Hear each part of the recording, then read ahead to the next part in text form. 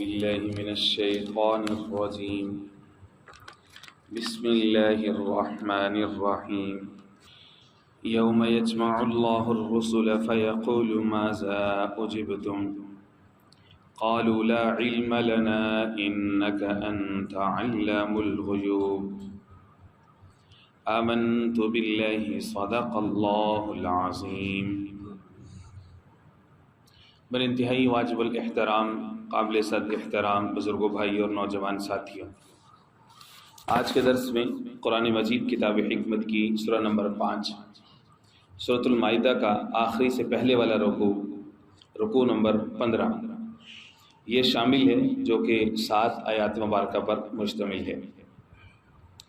یہ پوری سورہ یعنی سورۃ المائدہ احکام پر مشتمل ہے، اور پوری سورہ کے اندر اللہ جل شانہ و عمن والہ نے احکام پر عمل کرنے کی ترغیب دی، اور اس پوری سورہ کے اندر احکام پر عمل نہ کرنے پر جو تنبیہ ہے اس کا بیان کیا گیا. اب جو ہے آج کے درس میں شامل رکوع اور اس کے بعد ایک مزید رکوع یعنی سورۃ المائدہ کے آخری 2 رکوع جو ہیں، ان کے اندر روز قیامت اور روز محشر کا تذکرہ ہے، تاکہ انسان کے دل کے اندر اللہ جل جلالہ عمن والہ کی ہیبت، اللہ سبحانہ و تعالیٰ کا جلال پختہ ہو جائے. جتنا زیادہ انسان روز محشر اور روز قیامت کے بارے میں سوچتا ہے، اس کو پڑھتا ہے، اللہ رب العزت کی ذات پر اس کا ایمان اتنا زیادہ مضبوط ہوتا ہے، اور جو دین اسلام کے احکام ہیں ان پر عمل کرنے کا جذبہ، اس کے لیے موٹیویشن پیدا ہوتی ہے، ایک تحریک پیدا ہوتی ہے. اس لیے اس سورہ کا اختتام اس عنوان کے اوپر کیا جا رہا ہے. اس دن کا نقشہ کھینچتے ہوئے اللہ رب العزت یہ فرماتے ہیں، یوم یجمع اللہ الرسل فیقول ماذا اجبتم، جس دن اللہ جمع فرمائیں گے سب رسولوں کو، فیقول ماذا اجبتم، اور اللہ ان سے یہ فرمائیں گے ماذا اجبتم، تمہیں کیا جواب دیا گیا. الرسول کے اندر جملہ رسول شامل ہے، اور ان سے اللہ رب العزت یہ سوال کر رہے ہیں کہ میں نے ایک ذمہ داری دی تھی کہ آپ نے مخلوق تک یہ پیغام پہنچانا ہے، لا الہ الا اللہ کا، اللہ کا تعارف کروانا ہے ان کو. ماذا اجبتم، لوگوں نے کیا جواب دیا؟ قالوا لا علم لنا. انسان کے رونگٹے کھڑے ہو جاتے ہیں جب انسان یہ آخری 2 رکوع سورۃ المائدہ کے پڑھتے ہیں کہ روز محشر کو گفتگو ہو رہی ہے. انبیاء آگے سے یہ جواب دیں گے لا علم لنا، اے اللہ ہمیں علم نہیں ہے اس کا. اللہ پوچھ رہے ہیں کیا جواب دیا؟ انبیاء فرما رہے ہیں ہمیں علم نہیں. 1 منٹ کے لیے رک کر کے سوچئے کہ انبیاء کو تو علم ہے. جناب ابراہیم کے مقابلے میں نمرود نکلا، جناب موسیٰ کے مقابلے میں فرعون نکلا، آقا کریم سید المرسلین حضور پاک علیہ السلام کے مقابلے میں ابو جہل نکلا، ابو لہب نکلا. کس کو معلوم نہیں؟ حضور کے ایک ادنا امتی کو بھی معلوم ہے، جس کا بھی سیرت سے واسطہ ہے، کہ مقابلے میں کتنے لوگ نکلے. مدینہ منورہ میں کعب بن اشرف ہے، حبیب بن اخطب ہے، اسود عنسی ہے، مسلمہ کذاب ہے، نہ جانے بے شمار لوگ مقابلے میں نکلے. انبیاء کسی کا نام کیوں نہیں لے رہے؟ کئی سارے جوابات مفسرین اکرام رحمہ اللہ نے فرمائے ہیں. ایک جواب جو نہایت شاندار ہے وہ یہ ہے کہ انبیاء اکرام علیہم السلام کی ذمہ داری بہت اعلیٰ ہوتی ہے. پوری کی پوری امت کی ذمہ داری ان کو دی جاتی ہے، اور انبیاء اکرام علیہم السلام اپنی امت کے لیے نہایت شفقت اور رحمت کا گوشہ رکھتے ہیں. اور یہ جو مقام ہے، یعنی جس وقت یہ سوال کیا جا رہا ہے، یہ مقام جلال ہے اور روز محشر ہے، اللہ رب العزت کی ذات کے جلال کا ظہور ہے. اس دن انبیاء اکرام علیہم السلام کو عقیدہ ہے، ایمان ہے کہ اللہ کے علم میں تو ہے ہی، اللہ تو جانتے ہی ہیں، لیکن انبیاء اکرام علیہ السلام اپنے امتیوں پر شفقت رکھتے ہوئے کسی کا نام نہیں لیں گے، لا علم لنا. اور دوسری بات یہ ہے کہ نافرمانوں کے اندر، منکرین کے اندر سینکڑوں ہزاروں لاکھوں لوگ موجود ہوں گے، تو اللہ رب العزت ان سے نام تو نہیں گنوا رہے کون کون سے نام ہیں، یہ مقصد ہی نہیں ہے۔ اصل مقصد تو انہیں منکرین کو شرمندہ کرنا ہے، ان کو خود ہی پتہ چل جائے گا جب اللہ فرمائے ماذا اجبتم، کیا جواب ملا۔ یہ ایسے ہی ہے جیسے کسی کمپنی کا یا کسی ادارے کا ایک سربراہ ہو، سردار ہو، وہ جو ہے وہ اپنے جو ماتحت ہے جس کو اس نے کوئی ذمہ داری دی ہے اس سے ہی پوچھے ہاں بھائی تیری بات کو کس کس نے جو ہے وہ نہیں مانا، اگر تو ایک آدھ ہوگا تو وہ شاید نام لے بھی دے، لیکن اگر کئی سارے ہوں گے تو وہ یہی سوچے گا کہ آپ کے پاس تو پوری فائل موجود ہے، کس کس نے نہیں مانا۔ یہ مقام تو نہیں ہے سب کا ایک ایک کا نام بتانے کا، ہو سکتا ہے اس مقام پر، مقام جلال پر، ظاہر ہے کہ آسان نہیں ہے۔ جس دن اللہ رب العزت خود یہ فرما رہے ہیں سورہ نبا کے اندر پارہ نمبر 30 میں، لا یتکلمون، اللہ کا کے سامنے جو مقام ہوگا، لا یتکلمون الا من اذن له الرحمن، کوئی گفتگو نہیں کر سکے گا، کوئی کلام نہیں کر سکے گا، الا ایسی ہیبت طاری ہوگی، ایسا جلال طاری ہوگا۔ اور اللہ رب العزت نے انسانیت میں سب سے اعلیٰ مقام پر فائز جو شخصیات ہیں، جو ہستیاں ہیں، ان کو بطور مثال کے یہاں پہ بیان فرمایا کہ اللہ کے جو رسول ہوتے ہیں، پیغمبر ہوتے ہیں، اللہ رب العزت ان سے سوال فرمائیں گے فیقول ماذا اجبتم، آپ کی ایک ذمہ داری دی تھی، آپ کو کیا جواب ملے؟ لا علم لنا، وہ آگے سے کہیں گے لا علم لنا، ہمیں کوئی علم نہیں ہے۔ انک انت علام الغیوب، بے شک آپ علام الغیوب ہیں۔ علم کی جو اس میں فاعل ہے وہ ہے عالم، جاننے والا۔ اس کی جو سپرلیٹو ڈگری ہے وہ ہے علام، بہت زیادہ جاننے والا۔ تو اللہ رب العزت کی جو ذات ہے وہ علام الغیوب ہے، علام بہت زیادہ جاننے والا۔ الغیوب سارے غیب کے خزانے اللہ رب العزت کی ذات کے پاس ہیں۔ تو اس روز انبیاء اکرام علیہ السلام اس بات کا اعلان فرمائیں گے انک انت علام الغیوب، اللہ غیب کے سارے خزانے تیرے پاس ہیں، زمین و آسمان کی ساری خبریں تیرے پاس ہیں، زمین پر تیری حکمرانی ہے، آسمان پر تیری حکمرانی ہے، فرشتوں پر، ساری مخلوقات پر، جنات پر، انسانوں پر، ہر چیز پر تیری حکمرانی ہے، تو جانتے ہیں۔ گویا کہ اللہ رب العزت کی مزید تعریف ہو رہی ہے، اللہ کی حمد بیان ہو رہی ہے۔ اس دن صرف اور صرف ہوگی ہی حمد، اس لیے حضور پاک علیہ السلام کا جو نامی اس میں گرامی ہے، محمد، حامد، احمد، اس امت کا جو لقب ہے وہ ہے حمادون، سب سے زیادہ تعریف کرنے والے۔ اور ان کی نماز شروع ہوتی ہے الحمدللہ۔ کوئی کسی کا حال پوچھ لے، وہ بیمار بھی ہو تو آگے سے کہتا ہے الحمدللہ، وہ خسارے میں ہو تب بھی کہتا ہے الحمدللہ، کوئی مر بھی جائے، بڑے سے بڑا نقصان بھی ہو جائے تب بھی انا للہ۔ ہر جملہ، ہر سانس اللہ اللہ اللہ پر ہے۔ اور روز حشر بھی یہی کچھ ہوگا کہ حقیقی ذات صرف اللہ رب العزت کی ذات ہے۔ اب جو ہے وہ انبیاء اکرام علیہ السلام بھی عاجز آ کر کے یہ تعریف کر رہے ہیں اللہ کی، انک انت علام الغیوب، اے اللہ بے شک تو علام الغیوب ہے۔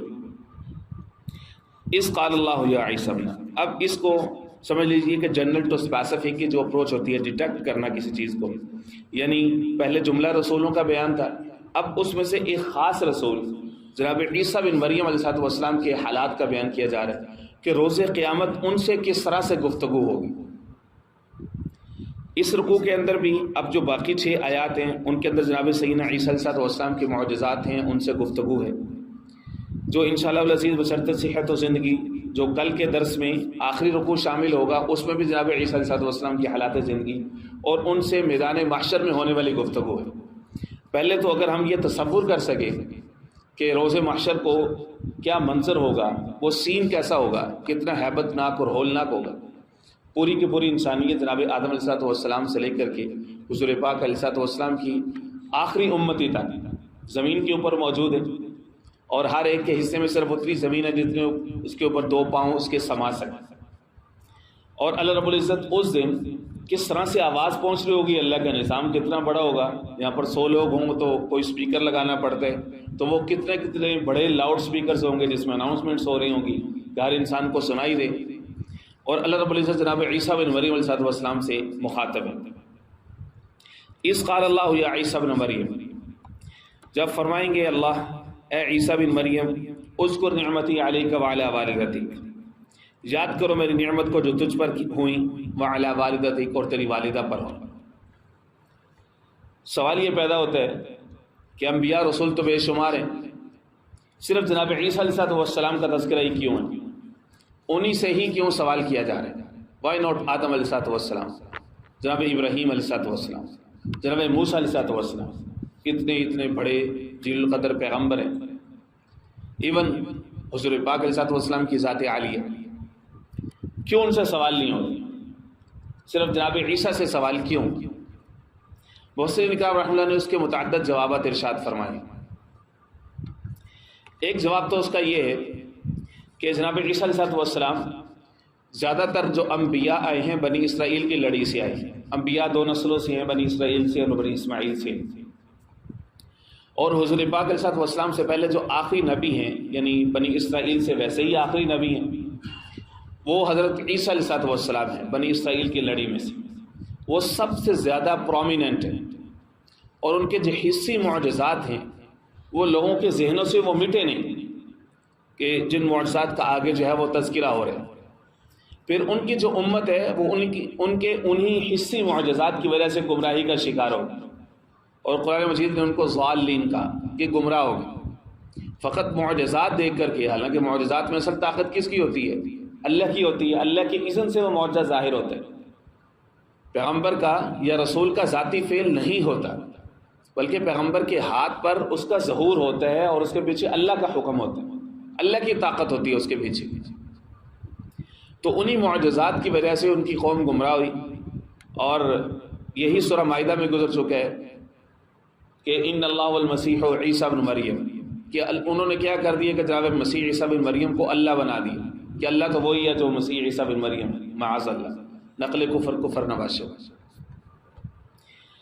اب روئے زمین کے اوپر سب سے زیادہ جو ماننے والے ہیں، یعنی اگر پاپولیشن وائز اگر ہم اسٹڈی کریں، وہ ہیں کرسچینز، عیسائی۔ جناب عیسیٰ علیہ السلام کا نام لے کر کے جو لوگ گمراہی میں مبتلا ہو گئے، روز حشر کے اندر اب ان سب کو شرمندہ کرنے کے لیے اللہ رب العزت جناب عیسیٰ علیہ السلام سے خطاب فرما رہے ہیں۔ اے عیسیٰ بن مریم، آپ کو یاد ہے آپ کے اوپر کیا نعمت ہوئی؟ ابھی نعمتوں سے بے شمار نعمتیں مراد ہیں، کچھ معجزات کا آگے تذکرہ آ رہا ہے، بغیر باپ کے پیدا ہونا بہت بڑی نعمت ہے۔ آپ کی والدہ پر نعمت ہوئی، والدہ پر جو ہے وہ نعمتیں معجزانہ طور پر بچے کو پیدا کرنا، اور پھر جس طرح سے ان کی برتھ ہوئی، اور اس کے بعد پھر اللہ رب العزت نے سورہ مریم کے اندر آئے گا انشاءاللہ العزیز بشرط صحت کی بڑی تفصیل کے ساتھ وہاں پر بیان موجود ہے دوسرے رکوع کے اندر، نعمتیں کی آپ پر بھی، آپ کی ماں پر بھی، والدہ پر بھی۔ اذ ایدتک بروح القدس، جب تیری تائید کی روح قدس کے ساتھ، یعنی جناب جبرائیل علیہ السلام کے ساتھ، گویا کہ جتنے معجزات ظاہر ہوئے، جتنی بھی تائید ہوئی، جناب جبرائیل علیہ السلام کے ذریعے اللہ رب العزت نے اس عمل کو سر انجام دیا۔ تکلم الناس فی المہد وکہلا، معجزہ سنیے جناب عیسیٰ کا، آپ لوگوں سے بات کرتے تھے فی المہد وکہلا، مہد گود کے اندر، وکہلا اور ادھیڑ عمری میں، وَإِذْ عَلَّمْتُكَ الْكِتَابَ وَالْحِکْمَةَ، اور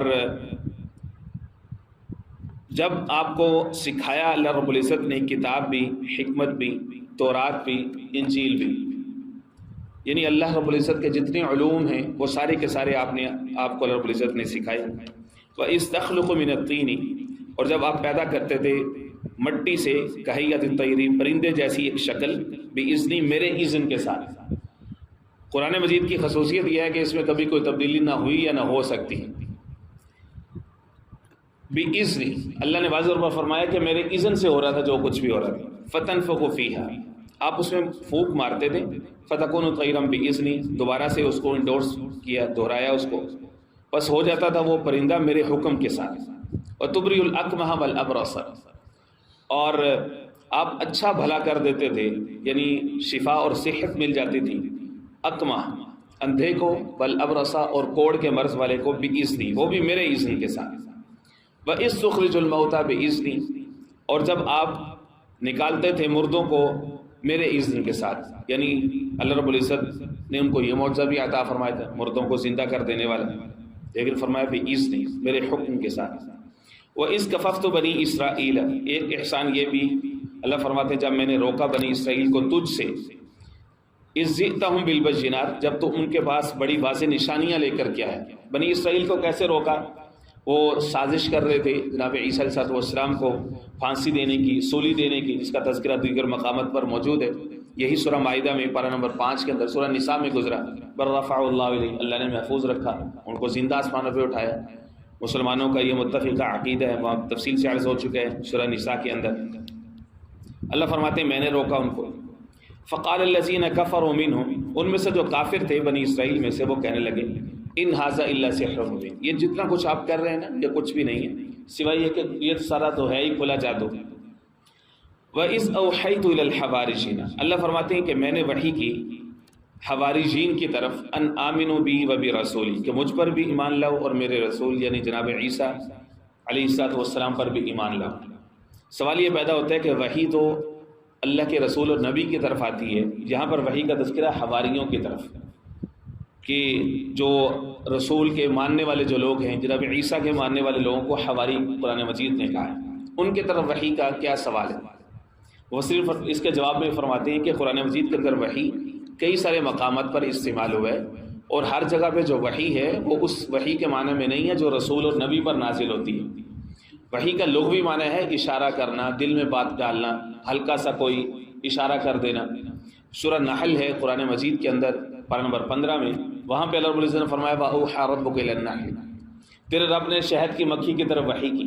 اب شہد کی مکھی کیا پیغمبر بن گئی، تو وہاں پر وحی کا لفظ لغوی معنی میں ہے کہ اللہ رب العزت نے اس کی طرف ایک بات کو القاء کیا، ڈالا، اس کو سجائی، ایک بات کی تعلیم دی اس کو۔ تو یہی بات ہے حواریوں کے دل میں بات ڈالی کہ تم مجھ پر بھی ایمان لے آؤ اور میرے رسول پر بھی ایمان لے آؤ۔ قالوا آمنا، تو وہ لوگ مطمئن ہو گئے، انہوں نے کہا کہ ہم ایمان لاتے۔ واشہد باننا مسلمون، اور آپ گواہ بن جائیں کہ بے شک ہم مسلمان ہو گئے، ہم فرما بردار ہو گئے۔ اس قال الحواریون، جب حواری کہنے لگے، ان کا مطالبہ تھا یا عیسیٰ بن مریم، اے عیسیٰ بن مریم، هل یستطیع ربک، کیا آپ کا رب یہ طاقت رکھتا ہے ان ینزل علینا مائدۃ من السماء، کہ وہ ہم پر ایک دسترخوان نازل کرے آسمان سے۔ یہ حواریوں کا مطالبہ تھا عیسیٰ علیہ السلام سے کہ آسمان سے کوئی دسترخوان آپ نازل کریں۔ سوال یہ پیدا ہوتا ہے کہ حواریوں نے کیوں مطالبہ کیا؟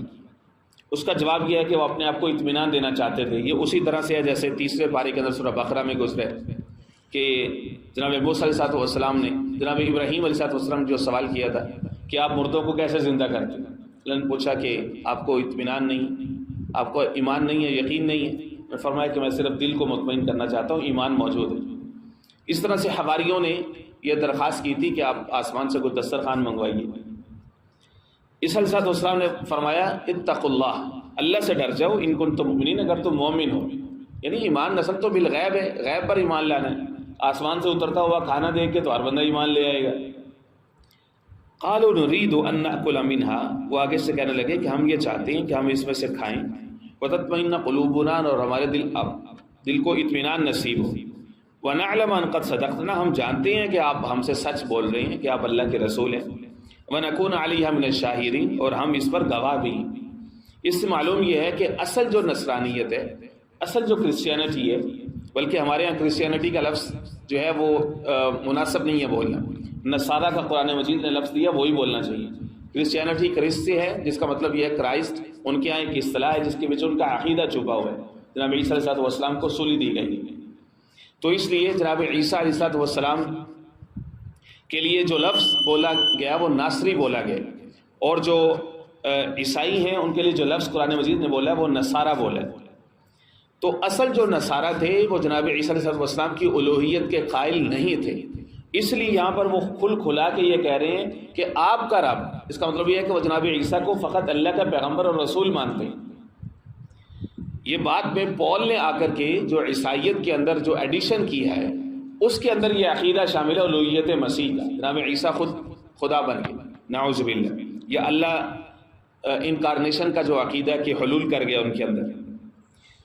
قال عیسیٰ بن مریم اللہم، تو عیسیٰ بن مریم فرمانے لگے، عرض کی اے اللہ ربنا انزل علینا مائدۃ من السماء، اے اللہ ہم پر آسمان سے دسترخوان نازل فرما، تکون لنا عیدا لاولینا، وہ ہو جائے ہمارے لیے خوشی کا سبب، عید ہو ہمارے پہلوں کے لیے بھی، آخر بعد میں آنے والوں کے لیے، وہ آیت من کا، اور تیری طرف سے ایک نشانی ہو۔ جناب عیسیٰ نے یہ دسترخوان مانگا، ورزقنا من خیر الرازقین، اور ہمیں رزق عطا فرما اور تو بہترین رزق دینے والا ہے۔ قال اللہ انی منزلہ علیکم، اللہ نے فرمایا بے شک میں اس کو نازل کر دوں گا آپ پر۔ فمن یکفر بعد منکم، لیکن یاد رکھو جو اس کے بعد پھر منکر ہو گیا، کافر ہو گیا، فإنی اعذبہ عذابا، میں اس کو ایسا عذاب دوں گا، لا اعذب احد من العالمین، کہ